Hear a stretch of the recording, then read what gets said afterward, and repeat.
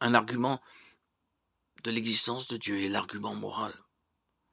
Chaque culture dans l'histoire avait une forme de loi. Tout le monde a un sens du bien et du mal. Le meurtre, le mensonge, le vol et l'immoralité sont presque universellement rejetés. D'où vient ce sens du bien et du mal, sinon d'un Dieu saint?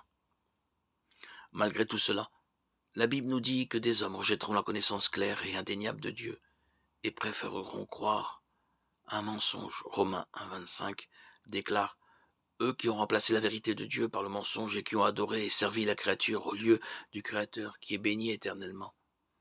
La Bible proclame aussi que les hommes n'ont pas d'excuse pour ne pas croire en Dieu. En effet, les perfections invisibles de Dieu, sa puissance éternelle et sa divinité se voient depuis la création du monde. Elles se comprennent par ce qu'il a fait.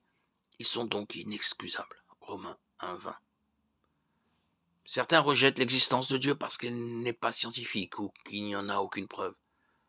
La vraie raison est plutôt que si on admet qu'il y a un Dieu, cela implique qu'on est responsable devant lui et qu'on a besoin de son pardon. Romains 3,23. Si Dieu existe, nous devons lui rendre compte de nos actes. S'il n'existe pas, nous pouvons faire ce que nous voulons sans crainte d'être jugés par lui.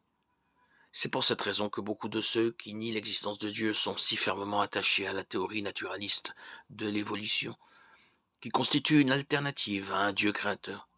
Dieu existe, et tout le monde le sait au fond de lui. L'agressivité même avec laquelle certains nient son existence est un argument en sa faveur. Aucun argument aussi logique et convaincant soit-il ne peut persuader celui qui refuse de reconnaître l'évidence. Au final, l'existence de Dieu doit être acceptée par la foi. Hébreux 11,6. Avoir la foi en Dieu n'est pas un grand saut dans le vide. C'est un pas sûr dans une pièce bien éclairée où se trouve déjà la grande majorité des habitants du monde.